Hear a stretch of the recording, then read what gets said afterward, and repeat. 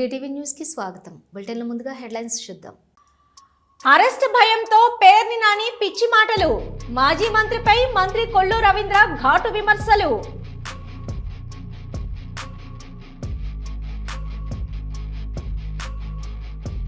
కూటమి ప్రభుత్వంపై మాజీ మంత్రి శైలజనాథ్ కీలక వ్యాఖ్యలు.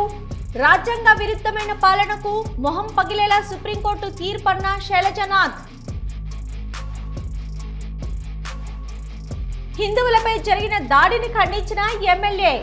దాడి చేసిన వారిపై ఘాటు వ్యాఖ్యలు చేసిన బీజేపీ ఎమ్మెల్యే పైడి రాకేష్ రెడ్డి. పోలవరం ప్రాజెక్టు నిర్మాణ ప్రాంతాన్ని సందర్శించిన జలసంఘ బృందం.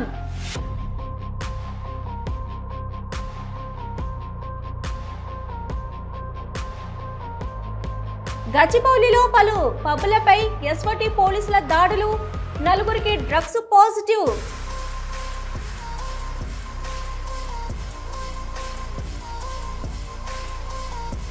తాడిపత్రిలో మరోసారి హై టెన్షన్.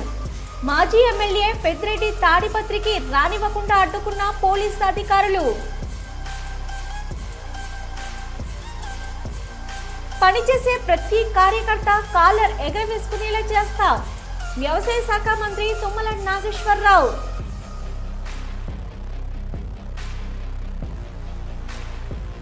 తిరుమల శ్రీవారిని దర్శించుకున్నారు పలువురు ప్రముఖులు.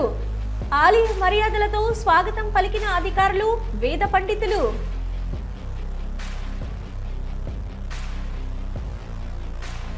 సింహాచలం శ్రీ వరహ లక్ష్మీ నరసింహస్వామి వారి నిత్య కళ్యాణం. అధిక సంఖ్యలో పాల్గొన్న భక్తులు.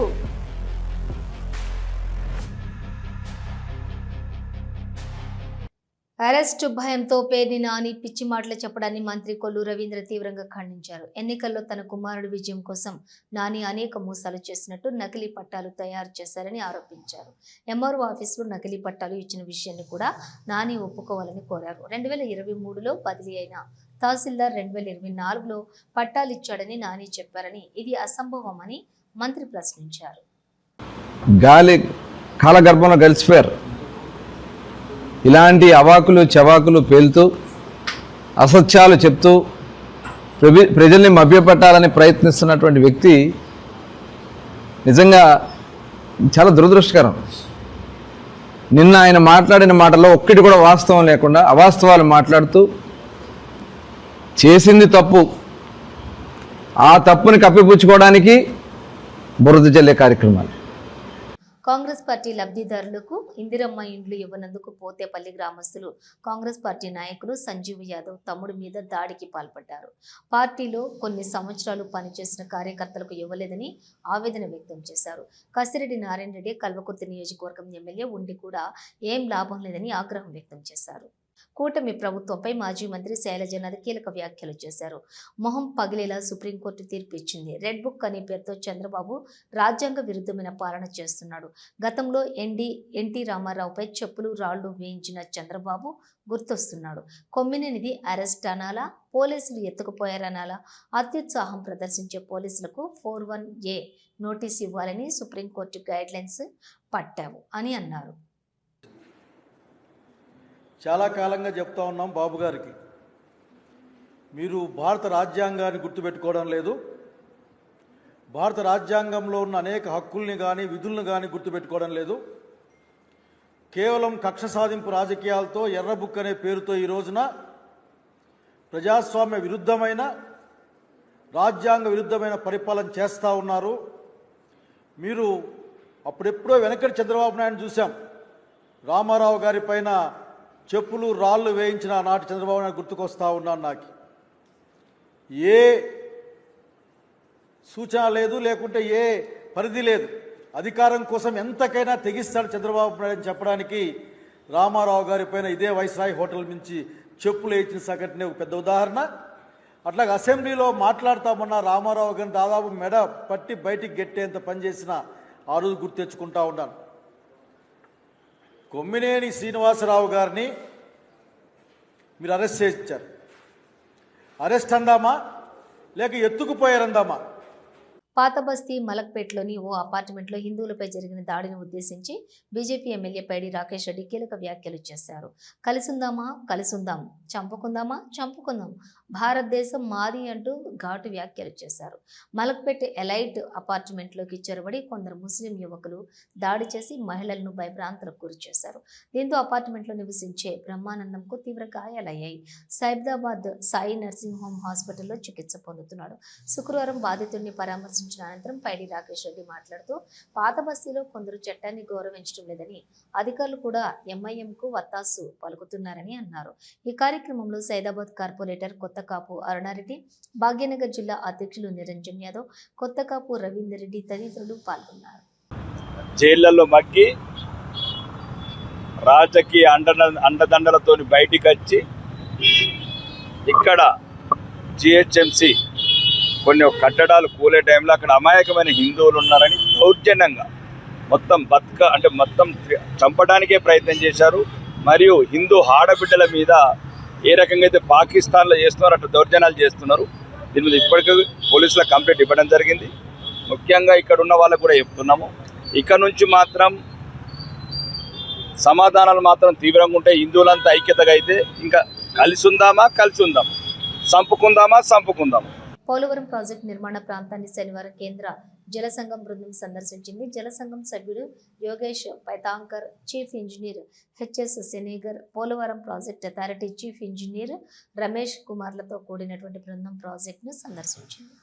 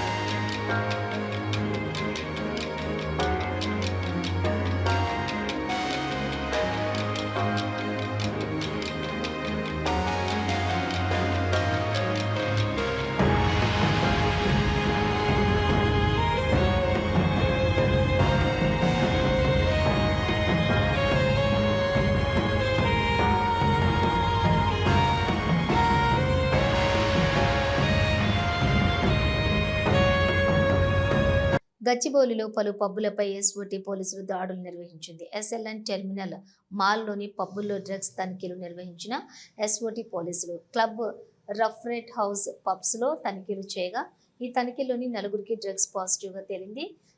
డీజీ ప్లేయర్ శివ సైతం డ్రగ్ పాజిటివ్ వచ్చినట్లుగా నిర్ధారణ అయింది.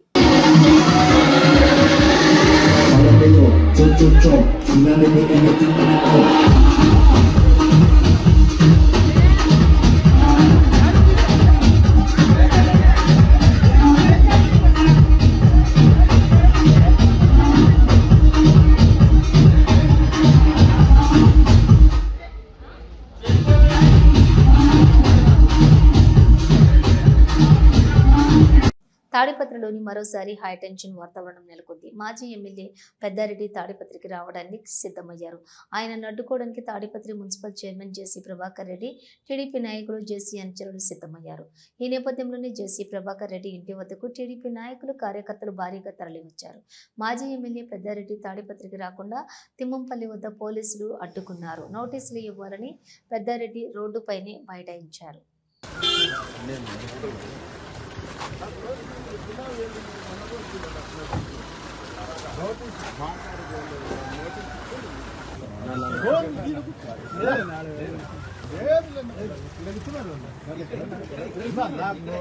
రానున్న గ్రామ పంచాయతీ ఎన్నికలోని ఖమ్మం నియోజకవర్గం పరిధిలోని రఘునాథపాలెం మండలంలోని 37 గ్రామ పంచాయతీ ఎన్నికల్లో అన్ని కాంగ్రెస్ పార్టీ కైవసం చేసుకోవాలని రఘునాథపాలెం మండలంలోని కాంగ్రెస్ పార్టీ ముఖ్య కార్యకర్తల సమావేశంలో వ్యవసాయ శాఖ మంత్రి తుమ్మల నాగేశ్వరరావు అన్నారు.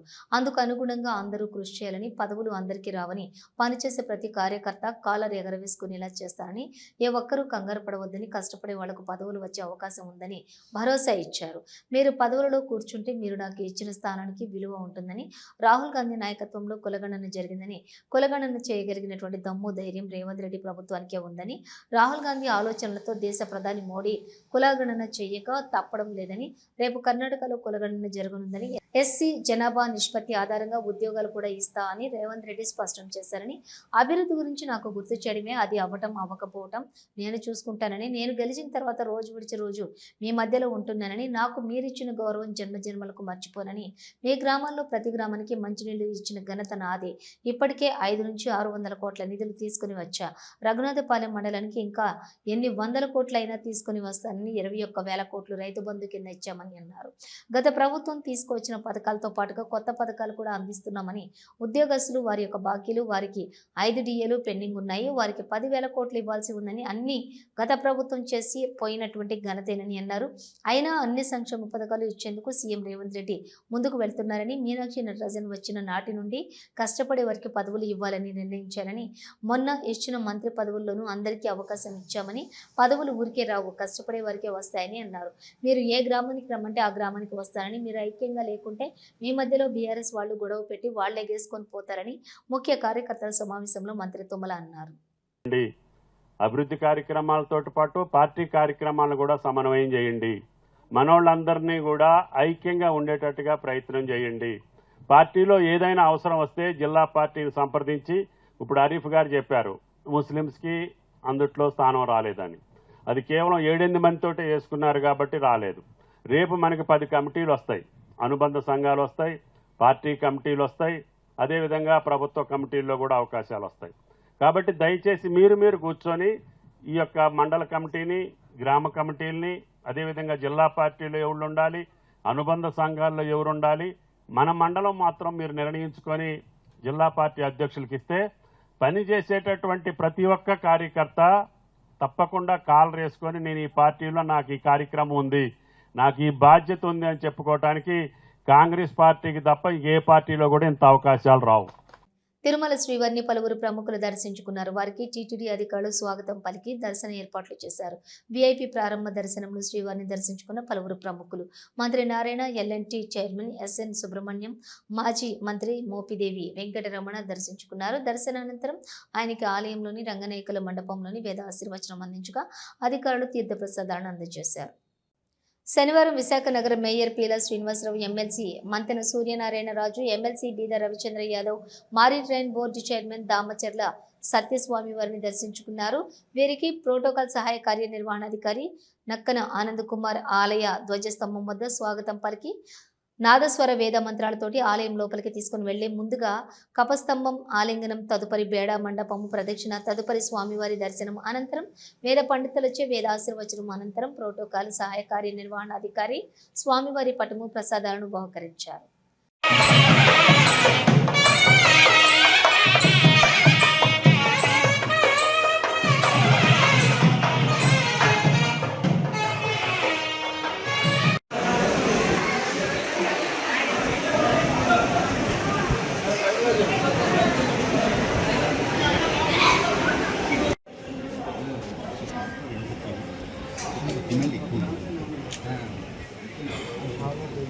ఉత్తరాంధ్ర ఆరాధ్య దైవం, ప్రముఖ పుణ్యక్షేత్రంగా విరాజిల్లుతున్న సింహాచలం శ్రీ వరాహలక్ష్మీ నరసింహస్వామి వారి నిత్య కళ్యాణం అత్యంత వైభవంగా జరిగింది. అర్జిత సేవల్లో భాగంగా అర్చక స్వాములు ఉత్సవమూర్తి గోవిందరాజు స్వామిని ఉభయ దేవాదులతోటి మండపంలో అధిష్ఠింపచేశారు. నిత్య కళ్యాణంలోని పాల్గొన్న భక్తుల గోత్రనామాలతో సంకల్పం చేసి పంచరాత్రాగమ శాస్త్రం విధానంలో విశ్వక్సేనారాధన పుణ్యవచనాలతోటి కార్యక్రమానికి శ్రీకారం చుట్టారు. కంకణధారణ, నూతన యజ్ఞోపవిత సమర్పణ, జీలకర్ర బెల్లం, మాంగళ్య ధారణ, తలంబరాల ప్రక్రియలను కమనీయంగా జరిపించారు. మంత్రపుష్పం, మంగళ శాసనాల తర్వాత భక్తులకు వేదాశీర్వచనాలు, శేషవస్త్రాలు, స్వామివారి ప్రసాదాలను అందజేశారు. అనంతరం స్వామివారి అంతరాలయం దర్శనం కల్పించారు.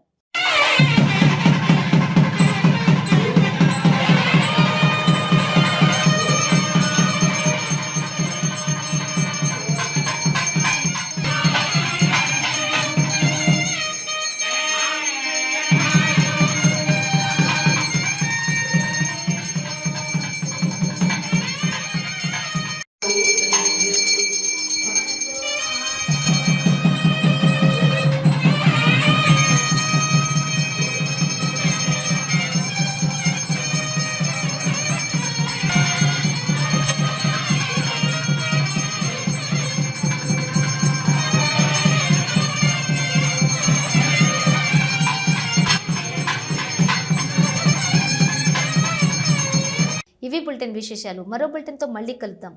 అంతవరకు చూస్తూనే ఉండండి న్యూస్.